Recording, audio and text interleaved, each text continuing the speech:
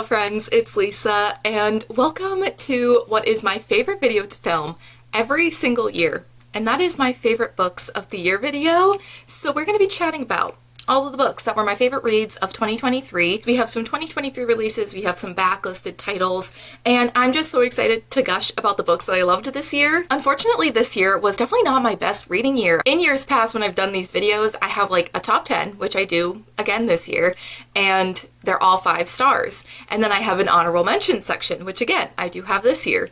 And that has a selection of other 5 stars and maybe some 4.5 stars that didn't quite make the top 10. This year, I didn't even have enough 5-star reads to make a top 10. Just a general top 10, not even the honorable mentions, just a normal top 10. So that's a little unfortunate for me, but I do still have some books that I really loved this year that I do want to share, and I have 20 books to chat about. We have 10 honorable mentions, but then we get into my top 10, which are my top 10 best books of the year. So we're gonna start with the honorable mentions, make our way to my favorite book of 2023, and let's just get into it. So we're gonna start with the honorable mentions.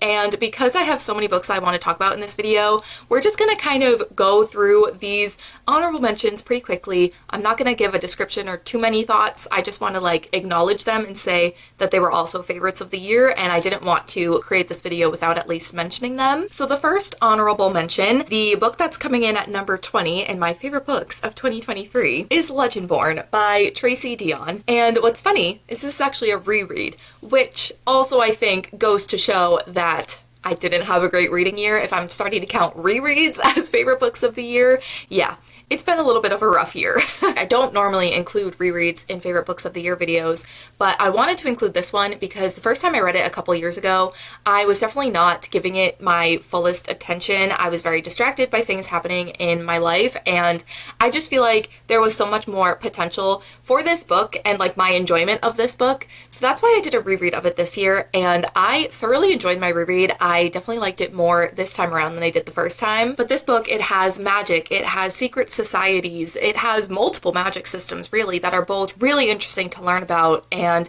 we have Bree as a main character who is just one of my favorite characters that I've read about. I really love her, and also the fact that she is dealing with this loss. She's really grieving in this book, and the way grief was explored I thought was really well done. But alongside Bree, we have Nick and we have Sel, who I adore. I adore both of them so much, and also William. What an underrated character. I love him so much.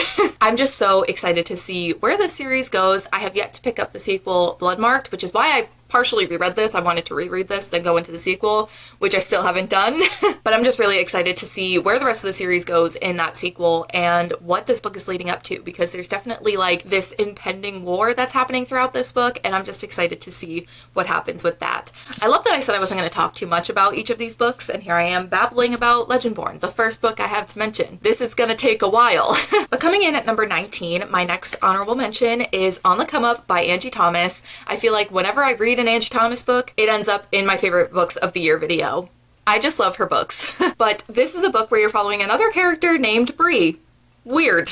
I'm just realizing both these books have main characters named Bree.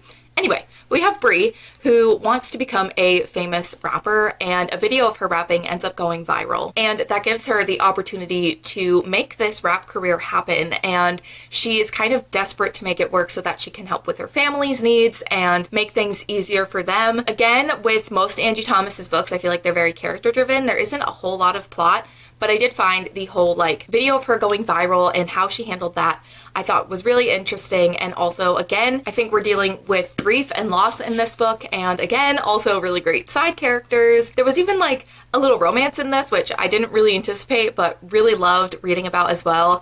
And I really liked Bree as a character. I think she was a teenager who acted like a teenager. She didn't always do the right thing. She made mistakes. She was messy, but it felt really realistic. And I just really enjoyed the whole aspect of her trying to make this rap career work for her. It was just, I don't know, it was a very emotional read. read. I feel like most Angie Thomas books are, and this was no exception, and also was a book that I really, really enjoyed. All right, so number 18 on the list is gonna go to Tomorrow and Tomorrow and Tomorrow by Gabrielle Zevin. I did read this back in January, and it's still a book that I occasionally think about. It's just one that has really stuck with me. These characters are so flawed. We're following Sam and Sadie. They were childhood friends. They kind of lost connection and then come back together in college and start creating video games together. These video games that they start creating actually start taking off. They become very successful, and they start to create even more games with the company that they create.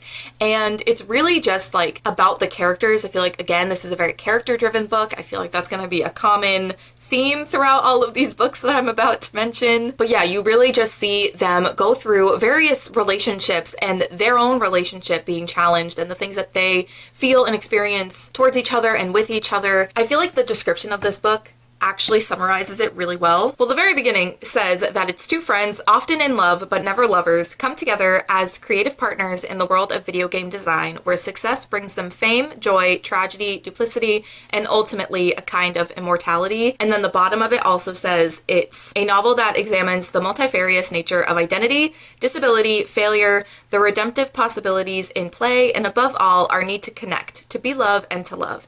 And yes, it is a love story, but it's not the one you've read before. And I just feel like that is the perfect way to describe it. Again, it's really about the characters and just their various life experiences. You follow them through such a long period of time in this book, which I feel like makes you really connect with these characters, even though they are very flawed and sometimes do things that really irritate me. Like, I wouldn't necessarily say that I loved Sam or Sadie, but I still felt really connected to them and still ended up like caring for them and wanting to see where their stories were going to go. It was a very real portrayal of all of those things. So I thought that this was really great as well. Okay, coming in at number 17 is a book that I honestly hesitated putting on the list, and if it was on the list, I wasn't sure where it should be, because I feel like this is a book that I loved but also hated at the same time. And perhaps you know what I'm about to say, but that's Fourth Wing by Rebecca Yarros. Okay, listen, do I need to talk about what this book's about? Dragon Riders. We have a character, Violet. There's a guy, Xaden, who doesn't like her. It's enemies to lovers. There's dragons. That's all you need to know. We all know what this book is at this point.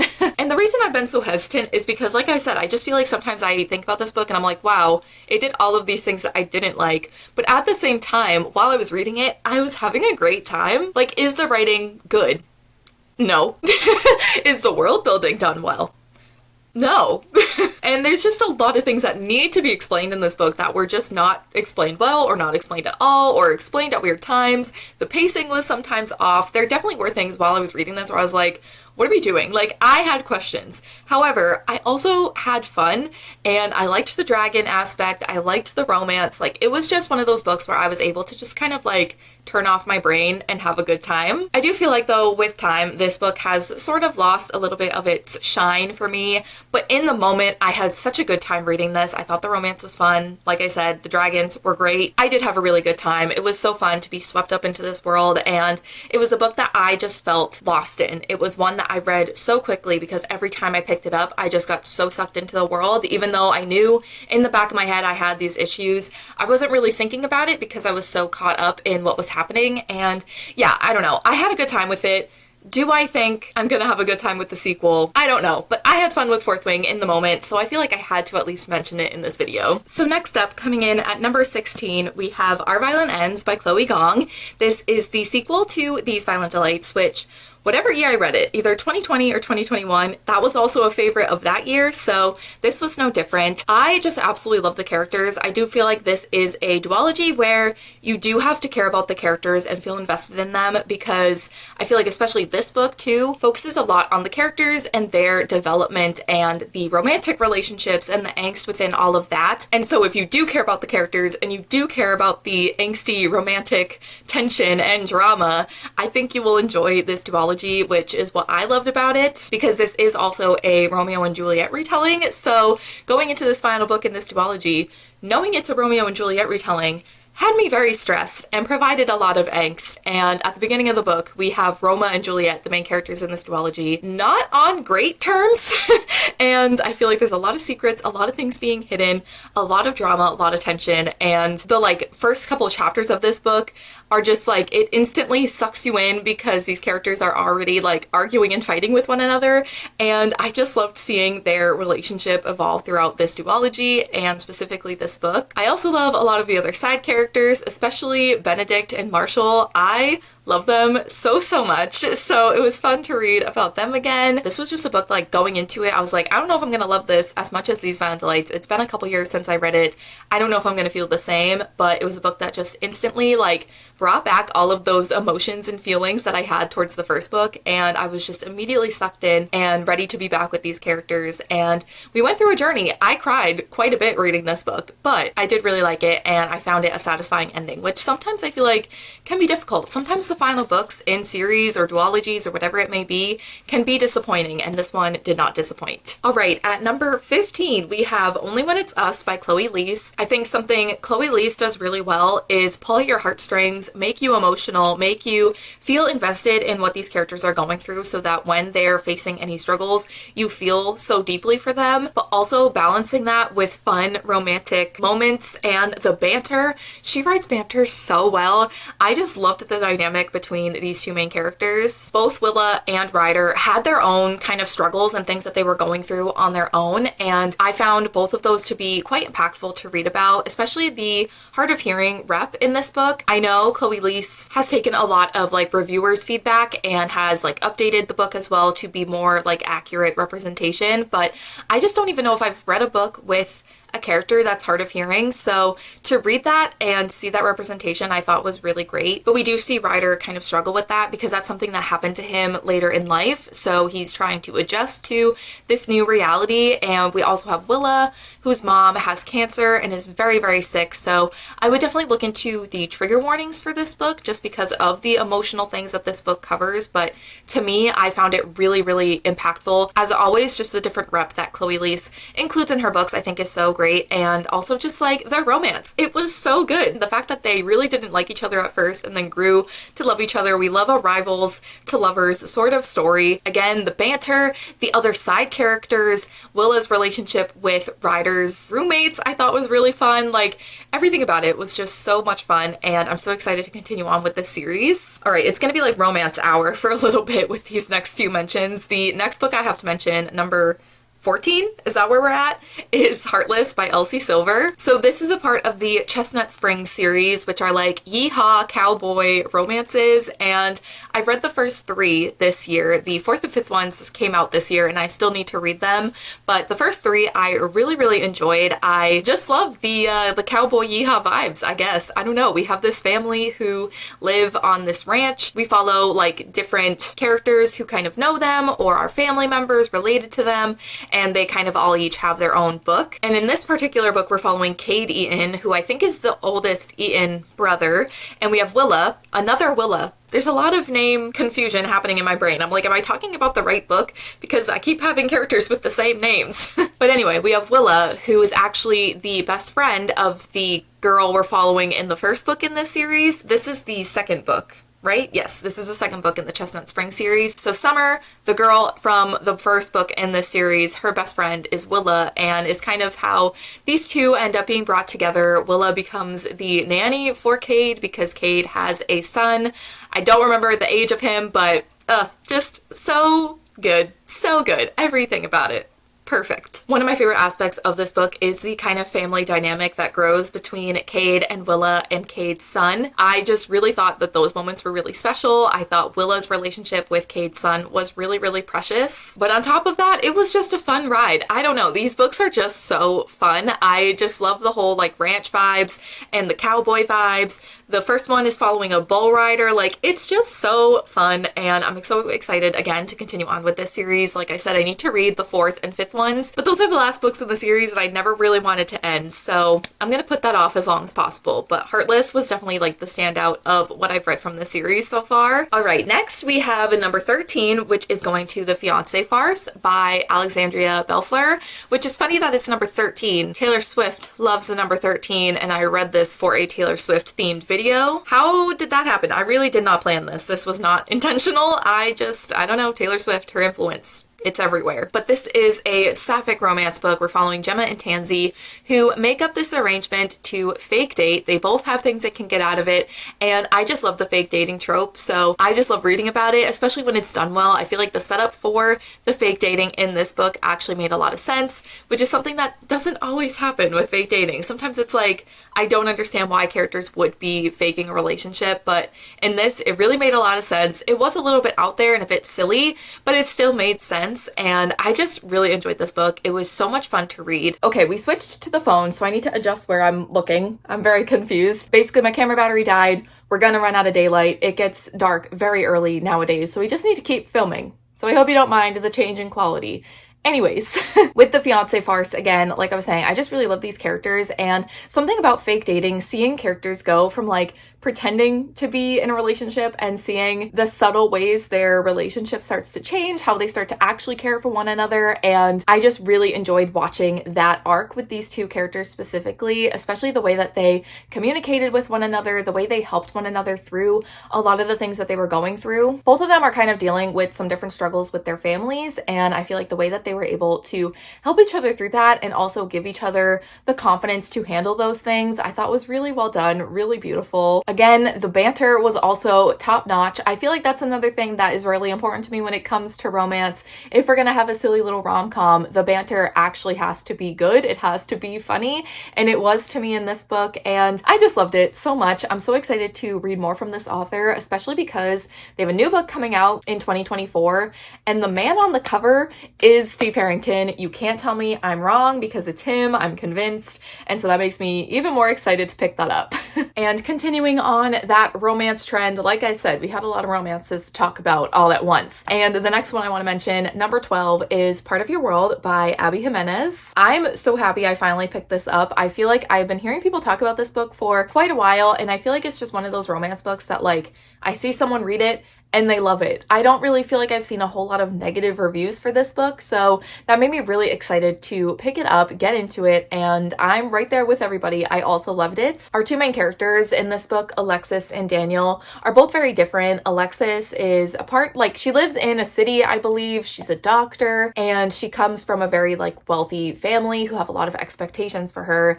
And Daniel is a little bit younger than her. He's from a small town. He runs this, like, bed and breakfast, and they just have very different lives, but their connection is instantaneous. It's so strong, and you're really just seeing them throughout this book try and make this relationship work, make these differences come together to make their relationship work. I just really love these characters. Daniel, a moment of silence. Thank you so much.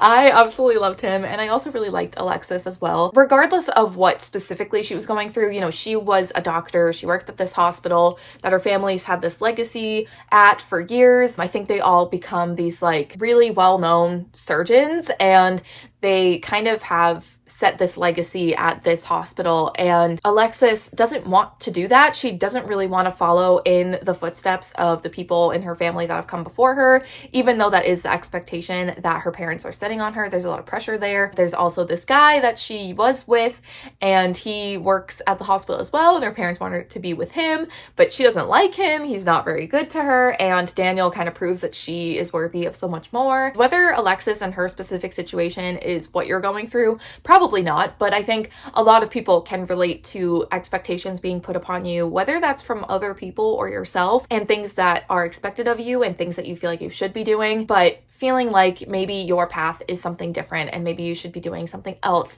and something else is bringing you joy. And I feel like that was just a really beautiful story to see throughout the book, and also just their romance was so good. It is a bit like insta-lovey, but I feel like it was done in a well where it's very understandable, and I don't know, I just loved them. I loved this book. I loved the topics it covered, and I love a small town setting, love a baby goat. So what else do you need? All right, so the last honorable mention, number 11 on my best books of the year list, is Sorcery of Thorns by Margaret Rogerson. This is another book I read earlier on this year, and it's just one I think about a lot. I think about these characters. I think about rereading it all the time. I initially gave this book like 4 stars, but over like this year, over the last few months, I've just like slowly been raising my rating, and it's now at a 4.5. Potentially on a reread, it would end up being a 5-star, but I just really loved this book, it was really magical, very bookish. Our main character, Elizabeth, has been raised in this library and has always been told that sorcerers are evil. But that's when our boy Nathaniel, who is a sorcerer, really comes into the story. She obviously is very distrustful of him, but when a very dangerous magical book in this library gets out, she kind of ends up being blamed for that, and so she's taken to the capital to be tried for her crimes, and Nathaniel is the one to bring her there. But when Elizabeth and Nathaniel, and also Nathaniel's demonic servant, who love him so much, but when the three of them arrive at the capital, they get sucked into this age-old conspiracy and are basically forced to work together to essentially save the world. And like I said, this book was so magical. The fact that there's so many scenes set within a library, I thought was really, really fun. Obviously, I love books. I love libraries. So the fact that this book was so bookish was really fun. And most importantly, the characters. Like I said, Silas, the demonic servant, would die for him. He's everything to me. But Elizabeth and Nathaniel, I am obsessed with them and their dynamic. I honestly, I'm so surprised that I felt so invested in these characters and this world and what was happening, because this is a standalone. I feel like that doesn't typically happen, but I felt so invested in these characters and what was happening to them and the romance and that relationship and just the angst and the tension, the kind of almost enemies. I wouldn't say enemies, just kind of that distrust to lovers kind of moment. I just felt so instantly invested. I feel like that's just impressive for a standalone novel. The writing was absolutely beautiful. It was such an atmospheric book. Again, the characters were everything to me. I just felt so invested in what was happening, and it was just so good. So good. Obsessed. It was another one of those books that within the first couple chapters, I was like, oh yeah, this is going to be a new fave, and it's definitely one that has stuck with me all year. I think about this book, these characters, and this world all the time. Okay, so those were all of the honorable mentions. So now we can get into my top 10 best books of the year, my personal favorite books that I read in 2023. I'm so excited to talk about these ones. Like I said though, I didn't have very many 5 stars, so the first few I have to mention are just more 4.5 star rated books. I will let you know once we get into the 5-star rated books, but the first book that I want to mention, coming in at number 10 for my best books of 2023, is The 7-Year Slip by Ashley Poston. So this is Ashley Poston's second adult romance novel,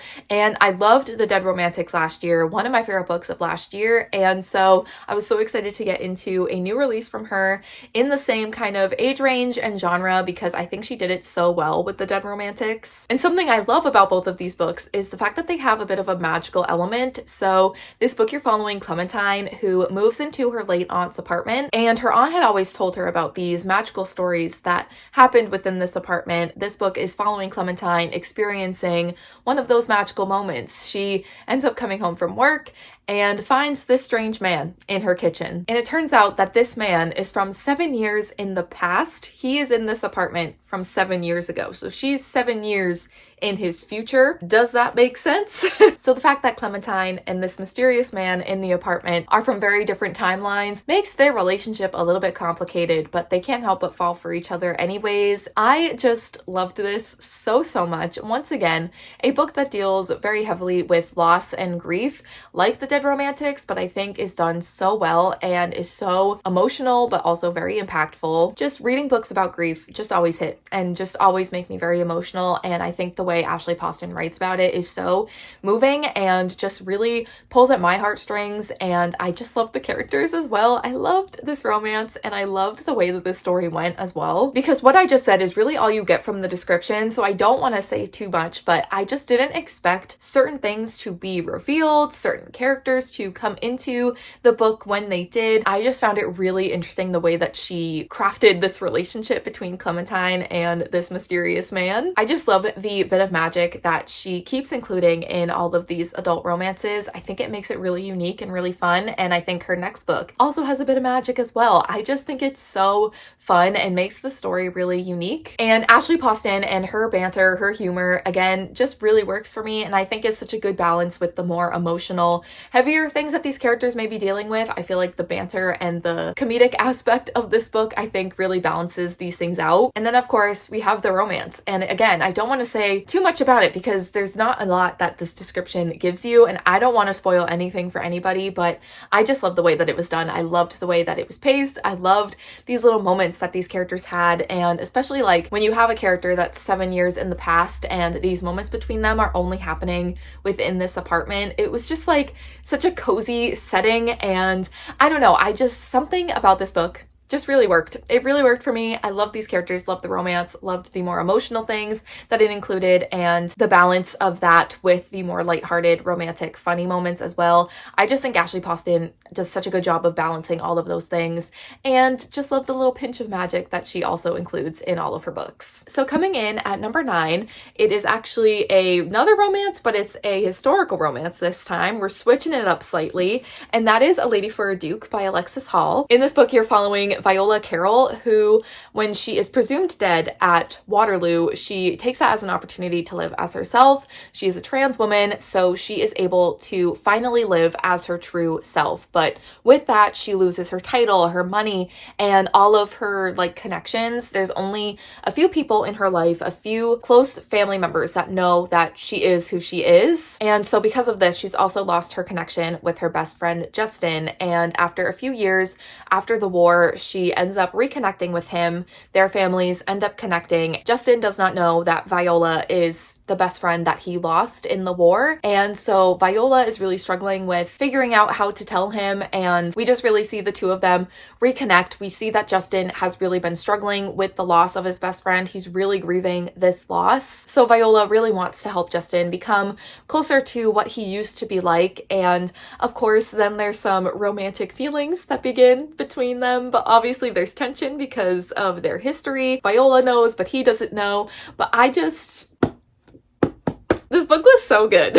And here's the thing. I feel like when I read books where there's certain characters, especially a romance, where one of the characters may know information that the other doesn't, and they're like withholding information, it's not always my favorite. I don't love reading books like that. However, I think in this book, one, it makes a lot of sense. It makes sense why Viola would be scared to tell someone that information about herself. It's very personal, and it's her journey to decide. It's her choice on who she tells and who she wants to share that with. So I think her kind of having that information just for herself and not telling him right away is definitely like, that is her business, and it is her business to decide when she tells people. But I will say, you don't have to worry about that secret being kept for too long. The romance and the relationship between Viola and Justin was just really beautiful. I think because they had this foundation of friendship before, whether, Justin knew the whole time that Viola was his old friend, they had that foundation and that familiarity and that connection almost instantly. I feel like just the way that they are able to help one another and be there for one another. I don't know. I think that foundation of that friendship made their relationship so solid and so beautiful. I don't think I've ever been like more emotional reading spicy scenes in my life. Like, they were just so beautifully done.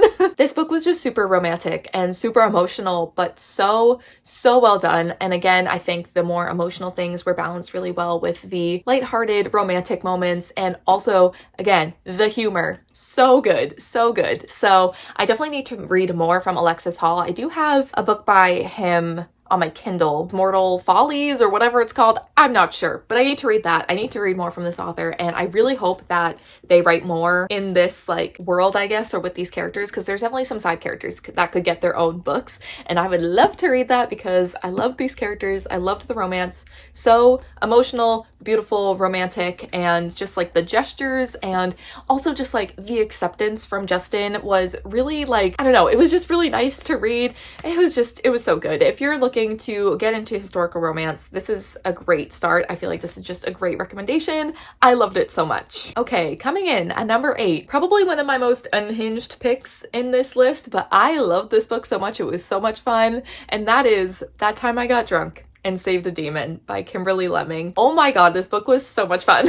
And this is the last of the 4.5 star ratings in my top 10, so the next few books are all 5 stars. But this is a book that I've been contemplating since I read it back in like February, I think, raising it to a 5 because there wasn't anything I disliked about it. But we are following a character named Cinnamon, and her family have a spice farm. So the fact that her name's Cinnamon is just like a hint at some of the humor. It's very punny, it's very like silly, but just like so good. But she just wants a very chill, cozy, relaxed life, wants to work at the spice farm, like doesn't want to get involved in anything too crazy until one night she is drunk and saves a demon named Fallon. But because Cinnamon has saved Fallon, he feels like he can trust her with this task that he is setting out to do. He wants to set out to destroy this like evil sorceress, magician, what's the word I'm looking for? An evil witch is what I'm trying to say, who has been like enslaving these demons for years and years and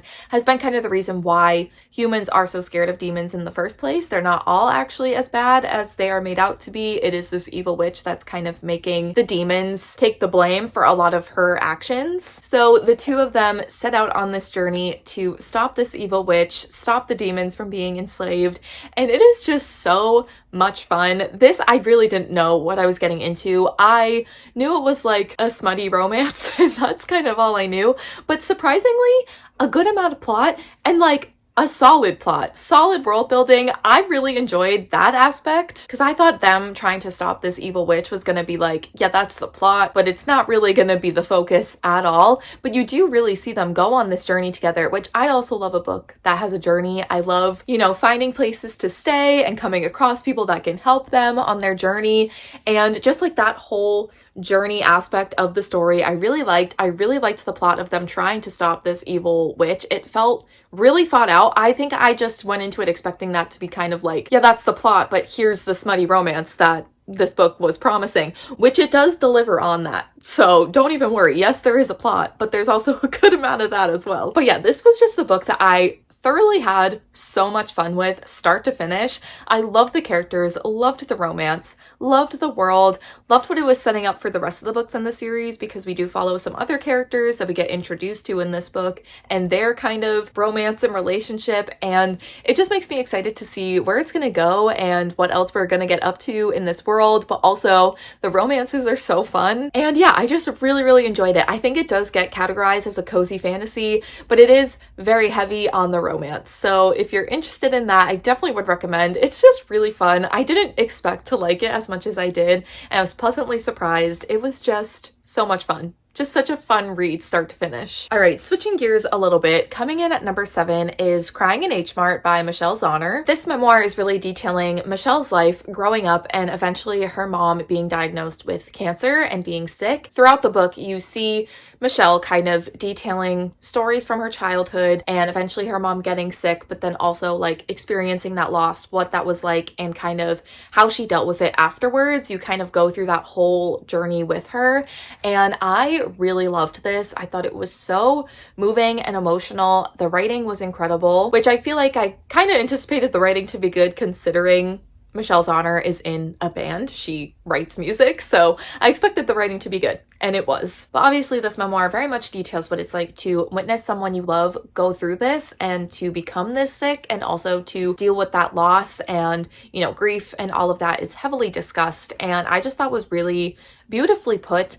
Not that it has to be beautifully put to be impactful, because I do feel like there were even some times with the writing where Michelle would be very matter of fact and just be like, here's what was happening and here's what I felt in this moment. It wasn't always beautiful prose. It was sometimes just very like straightforward, which I thought was also like really impactful for what she was trying to say. But there were also some really beautiful quotes. It was just a good mix of like how to tell this story for what it was and what was really happening and how it was really affecting her and the people around her and also her mom. But then there were also moments where we got a little bit more beautiful writing and quotes that have stuck with me. I don't know, I just really enjoyed this. I know this is a very popular memoir, so I'm sure a lot of you have already read it. You're already like, yeah, Lisa, we know it's good. We read it years ago. But yeah, I just really loved it. I listened to the audiobook as well, which is narrated by Michelle Zauner, and that really added to the impact. I feel like hearing her tell her words in her voice and hear her tell her story was really impactful and very emotional. There were times where I would have to like pause the audiobook and like have a bit of a cry and then go back to listening to it. But the fact that she was able to make me feel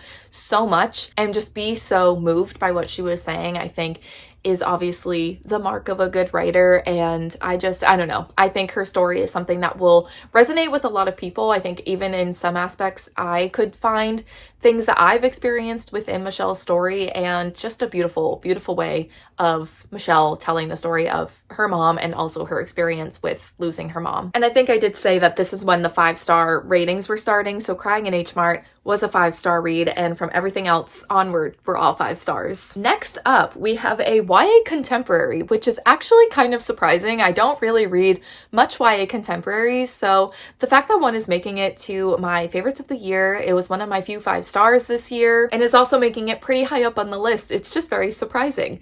I say as if my favorite book last year wasn't a YA contemporary, but that was Saboteur, so she's different.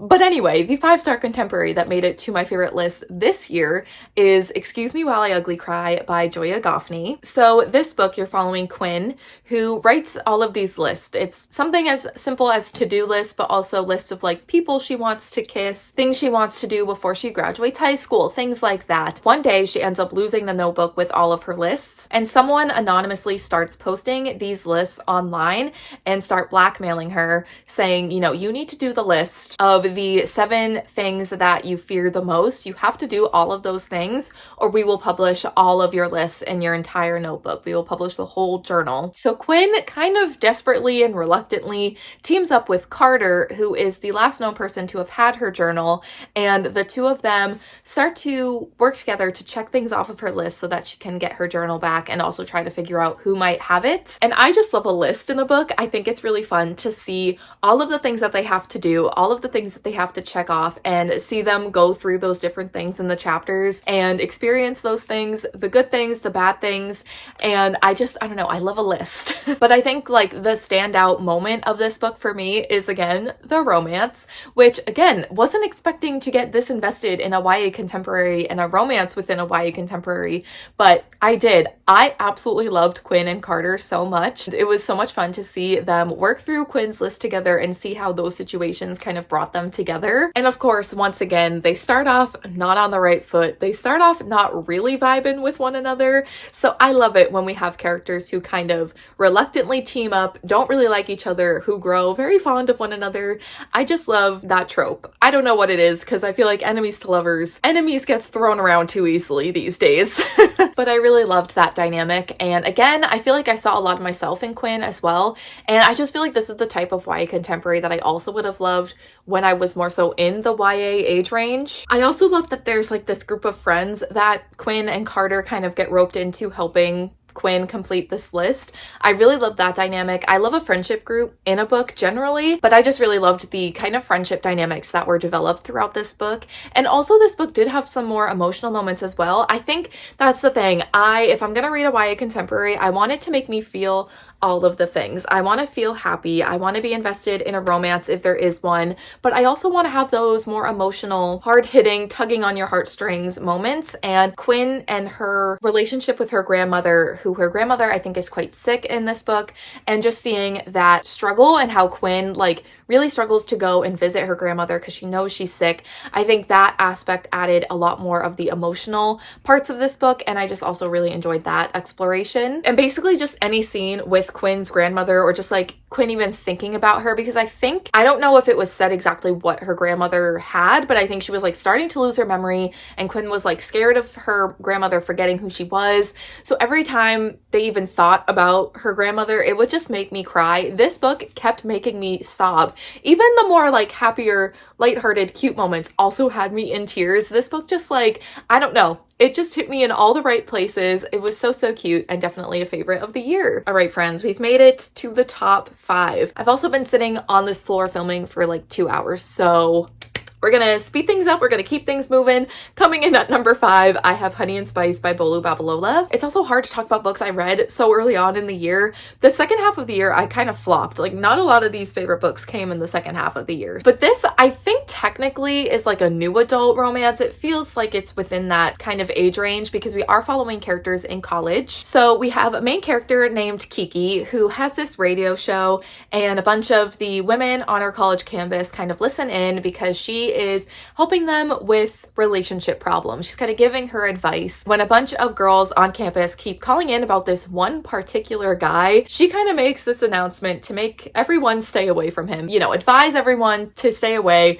Don't get with this guy. He's clearly bad news. But then she ends up getting caught kissing this guy that she had just warned everybody off of, and his name is Malachi. So obviously that puts Kiki in not the best position. It makes her show and who she is as a person not seem super believable, and people start to question her advice and her show just in general. But also Malachi clearly now has this terrible reputation because of what she said on her show, warning these women against him. So the two of them decide to team up. They decide to fake a relationship to kind of save their reputations. And like I said earlier, fake dating, that trope, one of my favorites, especially when done well, and I loved the way that the fake dating trope was done in this book. It was so much fun. The fact that, again, they clearly don't trust each other right from the start, because obviously for Malachi, Kiki has, you know, just kind of slandered him to all of the women on campus, so he's kind of mad at her for doing that, and she obviously is very distrustful of him because of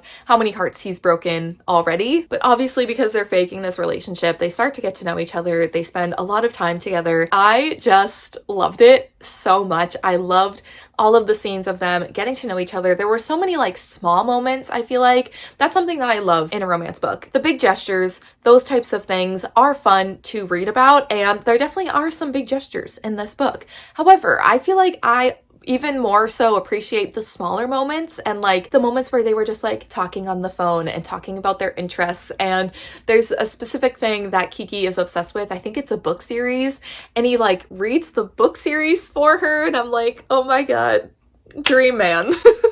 Everything I could ever want. So yeah, their like relationship arc, seeing them really actually get to know each other, because they clearly make a lot of assumptions about one another right from the start, and seeing them really get to know one another through this fake relationship, which again, one of my favorite tropes, was just so fun to witness. The banter, the humor in this book, top tier. I need to read more from Bolu Babalola. I need her to write more books, actually. I read her like short story collection that I think was released a couple years ago, but these are the only things she's published: Love and Color and Honey and Spice. And it looks like she's been a part of some short story collections, but I need more full-length novels from this author. I need more romance. I need more of it, because the banter, the humor, it was just so good, so funny. I think this was just another one of those books that like almost instantaneously I felt connected to and sucked in, because the writing, the humor, just everything about it was so good. And also I feel like with a lot of these romances, just in general on this list, but also with this one, I feel like sometimes the like third act breakups slash conflicts, whatever it may be, I feel like that's where a lot of my frustration and dislike of some romance books comes from. Like, it all depends on how that's done, because I feel like that's when a book can go downhill.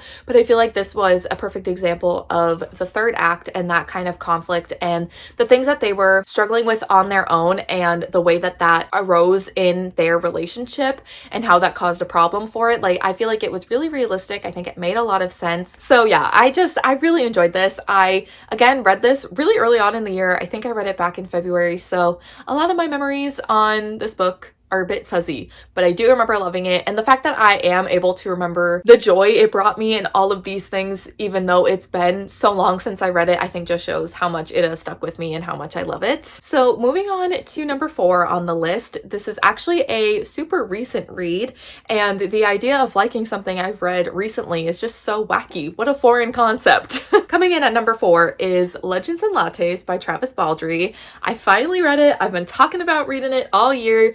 And also, this is just a really beloved and popular book that a lot of people have already read and loved. And I finally jumped on the bandwagon, finally read it, and here it is at number 4 on my favorites list. So very happy I finally picked it up. So in this book, you're following Viv, who is an orc, and she used to, you know, be a part of these journeys. There was a lot of bloodshed, war, drama, all of these things. She used to go on these missions with these groups of people. Hello, Sam.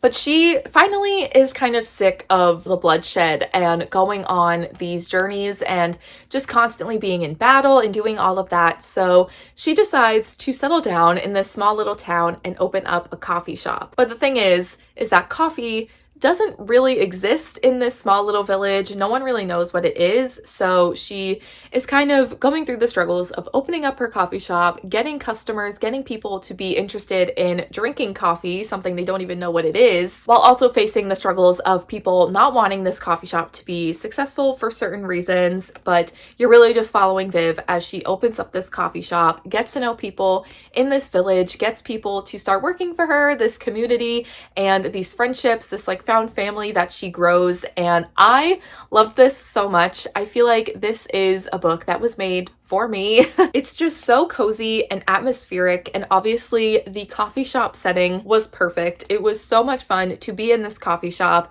and just like imagine the smells, and like eventually we have some baked goods that start being made in this coffee shop, and just like the descriptions of them made me want a cinnamon roll so bad. So the atmosphere was incredibly written. It was so inviting and cozy, and I just felt so swept up in the world, which is kind of crazy to say about something that's a cozy fantasy. I feel like I went into it not expecting the world to be super expansive because I knew it was a cozy fantasy, a lot of low stakes, you know, it's not a super intense fantasy world and plot and everything, but still in its own way, the world was so immersive and atmospheric. I just thought that that was really well done. The writing, again, really good, and I think the standout for this book and why so many people, including myself, love it is because of the characters. Viv is a girl boss. Love her so much. And then we also get introduced to Tandri, who is the other character on the cover, and I loved her as well. Basically, every character that kind of became a part of Viv's like found family in this village and a part of this coffee shop and a part of her dream, I just loved so much. The friendships and the relationships that she's able to build with these people was so special to witness, and I also really loved the little tiny bit of romance that we got in this book. I did not expect there to be any romance, so that was a pleasant surprise. And on top of it, there is a bit of a plot. I think kind of similar to that time I got drunk and saved a demon. I didn't expect there to be much of a plot. I thought this was going to be low stakes, like it says somewhere on here. A novel of high fantasy and low stakes. There it is. But I just was expecting it to be very chill, very cozy, not a lot happening. But yet there was still a plot, and there was still drama and tension and problems that Viv was having, and there was a bit of conflict towards the end. So that made it really intriguing and made me want to keep reading and keep picking it up and see how Viv was going to work through these problems. But overall, it was relatively wholesome, very cozy, with wonderful characters, a wonderful atmosphere. I finished this recently in December, and I just really haven't stopped thinking about it since. I think about being back with these characters in this world, in this coffee shop all the time. I think this is going to be a book that I reread a lot just because of the cozy, comforting vibes. And even though like I had never read this book before, obviously, I kind of went into it knowing that everything was going to be okay in the end. And I feel like sometimes that's just like what you need. You need that sense of like comfort and assurance that things will be okay. No matter how bad things may seem, it'll be okay in the end. And that is exactly what this book gave, while being such a wonderful fantasy world with the great atmosphere, like I've said a million times, great characters, just everything I could want. It was just perfect. All right, we've made it to my top 3. Like I said, the sun's going down, so I apologize for the quality of this video. But anyway, top 3 coming in. At my third spot, my third favorite book of the year is Yours Truly by Abby Jimenez. So Yours Truly is actually the companion to Part of Your World.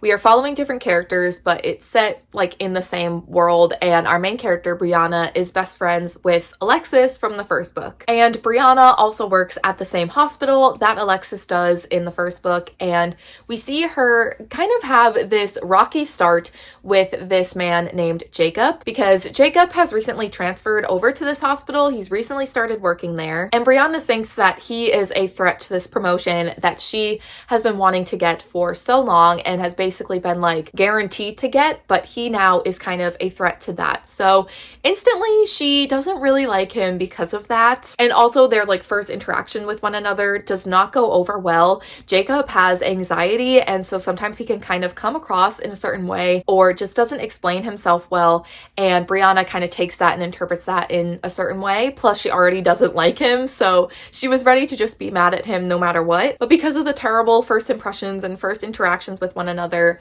Jacob because of his anxiety, decides, I'm going to explain myself in a letter. I think that that will go over better. I think I'll be able to explain exactly what was going on better in a letter. And that kind of starts their correspondence through these letters. And eventually their rocky first impressions of each other kind of fizzle away as they get to know one another. That especially changes when Jacob is able to give Brianna the best gift possible. He is able to donate a kidney for Brianna's brother. Brianna's brother is in desperate need of a kidney donor, and Jacob is a match. So that is a part of the story, a very emotional part of the story. But then we also have these two characters. Guess what?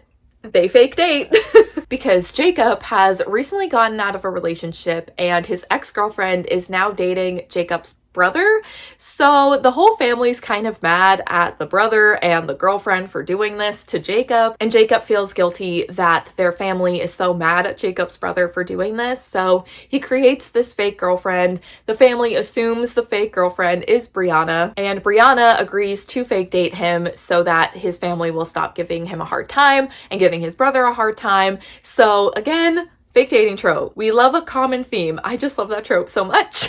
And something that I thought was really important was the communication that these characters have with one another. I do think there are definitely some complications and some conflicts that arise within these characters and their relationship because sometimes they aren't able to communicate exactly what they're feeling and what they're going through. But to me, it feels very reasonable because of the certain trauma and things they've experienced in their past. I know a lot of people don't love the conflict in this book.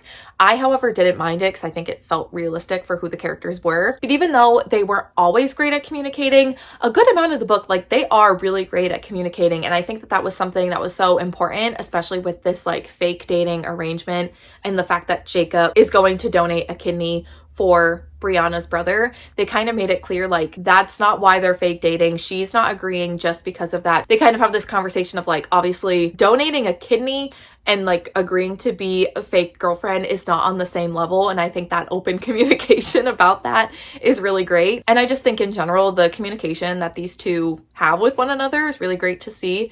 Very refreshing to see in a romance book, actually. And even though there is some miscommunication at certain points, it again just feels realistic because of what these characters have gone through. I don't know. I love Jacob. I love Brianna. I found them very relatable characters in different ways. I think Jacob, especially with his anxiety and the things that he did to like help himself through his anxious moments, I found very relatable. And so reading like his point of view in his chapters were sometimes a little too real, but I think also added to my love of the book. So I found that I was really relating to Jacob as a character. And I think, again, that relatability really does add to an impact of a story for me. And a lot of what I loved about Part of Your World was still in this book. You know, the humor, the banter was really great. The romantic swoony moments I loved, but also the very real, emotional, and hard-hitting things as well. I think were all really well done, balanced really well. And I just love this book so much. Another one that I just, as I was reading it, I was like, yeah, I'm reading a new favorite book. This is great. I'm having a great time. So yeah, that is definitely what is in my number 3 spot. But now we're at my top 2. And here's the thing. I have gone back and forth since I read both of these books earlier this year. Both of these were read in the first half of the year. So I've been going back and forth for months on which book should be in the second place spot and which one should be in the first place spot. They just are very different books. I feel like they hit me in very different ways, and I just don't know still which one should be in the number 2 spot and which one should be number 1. But I will say, when people have been, you know, doing polls on Instagram being like, what's your favorite book of the year? There has been one that I've been answering more than the others. So I feel like that one should be mentioned last as my like number 1 officially favorite book of the year. So coming in at number 2, but technically also just a second number 1, really, it's gonna have to go to Happy Place by Emily Henry. So I have read all of Emily Henry's like adult contemporary romance books. I know they get categorized as romance. They don't feel as romancy as some other romance books, but that's a whole other discussion. But regardless, I've read all 4 of them, and I feel like a lot of people, even people that love Emily Henry, don't love this book as much. I feel like this is a lot of people's least favorite, but I actually think it might be my favorite. I was convinced Beach Read was still my favorite after reading this, but I reread Beach Read this summer. I don't know. I think this might be my favorite. I don't know. It's so hard to tell. I don't know anything. I can't make decisions. So this book is yet another fake dating, but it also is a second chance romance, which if you saw my worst books of 2023 video,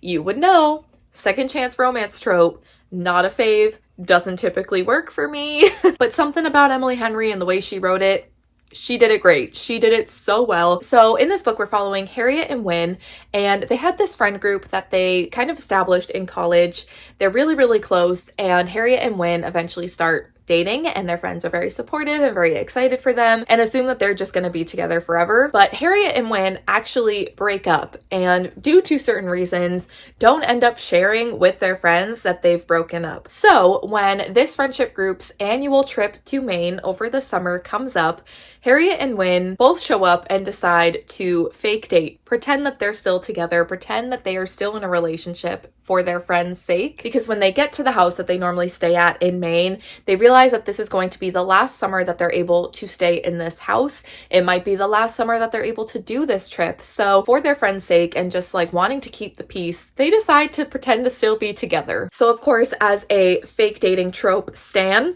loved that aspect, especially because there was that history between them and the fact that they did break up months and months ago and they're still trying to pretend like they are together. I think that just added to the angst and the tension within the fake dating aspect. I don't even know where to start with talking about what I loved about this book. Let's start with some smaller things. The setting. I loved that it was set in Maine for the most part. This book is told in dual timelines. We do get flashbacks with Harriet and Wynne and seeing their relationship develop and them start to date the first time, and also like leading up to when they broke up. But then we also get the current day of them on this trip in Maine. And most of this book, even in the past timeline, is set in New England, in various states in New England. So that makes me happy as a New Englander. I also really liked the like friendship group and friendship dynamics within this book. Now, did I like every friend in this group, and did I like the way that they acted and things that they did all the time? No, they felt messy. They felt real to me because of how messy they were. They made mistakes. They did things that I did not like. There was a certain character that was doing something this whole book that was like, I don't like this. I don't like what you're doing. I don't think you should be doing that. However, that's why we're reading a book. They're fictional. They're not real. But on the flip side of that, it made them seem real. Like, not everyone is going to do the right thing all of the time. You can't have a group of people and everyone be perfect, because that's just not realistic. So for me, this group of friends, like, they all felt very real. They felt like real people. Their motivations, a lot of times out of like love for their friendship groups, they might not be doing the right thing, but it's from a good place. And I think you can almost understand why they would be doing it and justifying it, even though you wouldn't do that necessarily. You don't agree with it, but you could almost see why someone would do this. And I just think writing characters that don't always do the right thing and have flaws and make mistakes, it just makes them seem very real, and I think adds to the impact of the story because it feels like I'm reading about real people. But speaking of real people and the characters, Harriet and Wynne, I adored. I loved their relationship so much. I loved seeing it grow within the flashbacks. And I think also like the flashback chapters and the current day chapters were balanced really well. But I loved their relationship, and seeing them in both timelines,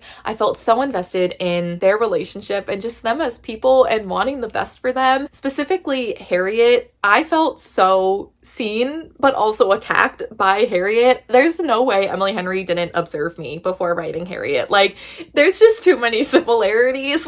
I just feel like where Harriet's at mentally in this book, whether that's in the past or the current timeline, I found really relatable. I think a lot of the things that she struggles with, a lot of the issues she has with communicating, a lot of people I know don't love the fact that like they didn't tell their friends that they broke up in the first place. Like, how is that realistic? It's because it's the plot of the book.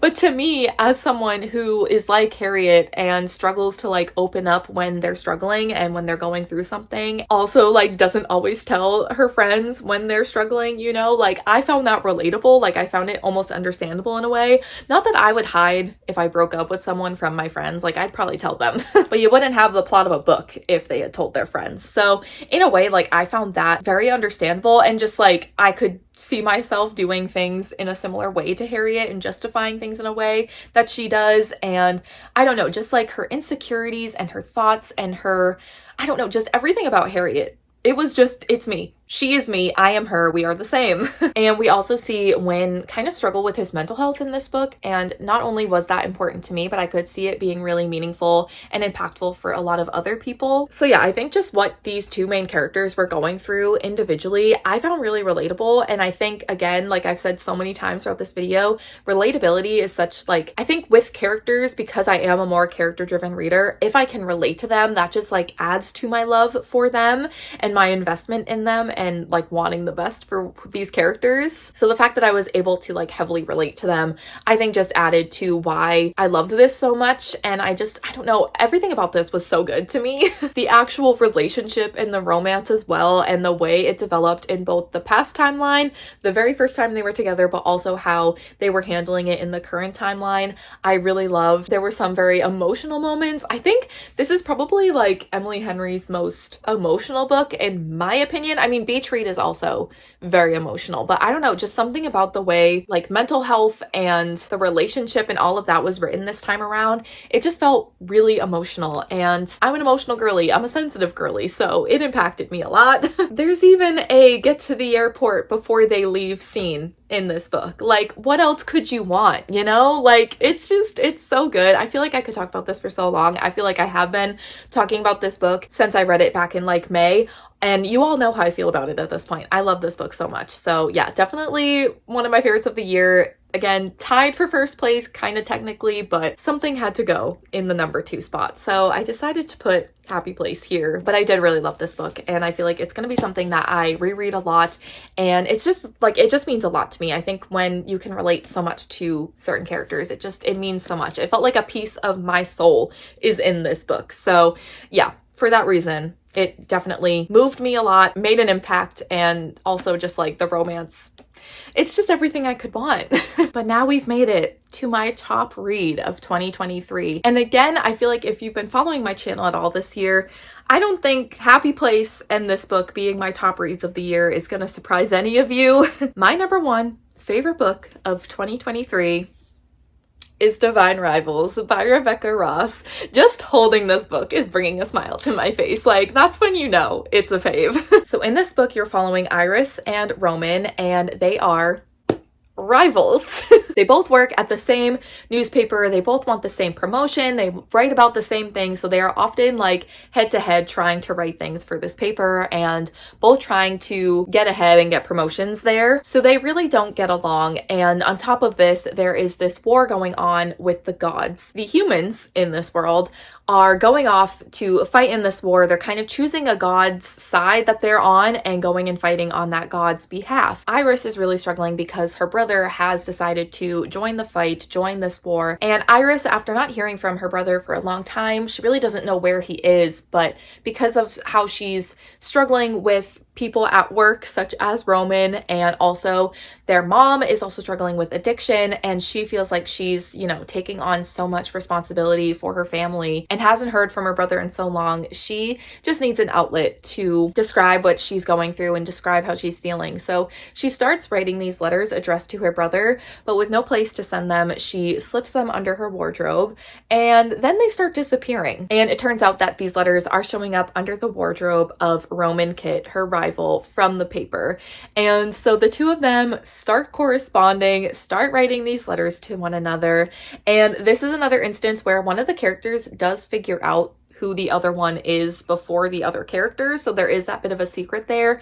But I didn't really mind it in this book because of how it was done. And the book really kicks off with them starting to write these letters to one another, really connecting through these letters, but then also being rivals at work and both being sent on this mission to start reporting on the war that's happening. They start to travel to these places that are really impacted by the war. And so they're kind of documenting that and writing about the experiences there while being rivals, but maybe that's changing, but then also writing these letters to one another. I just love this book so much. I will say, as much as I find the plot with like the war with the gods and them like writing about what's going on in these battlefields and like reporting on that and everything with that, I find really interesting. The main focus of this book is definitely on Roman and Iris and these characters and their relationship.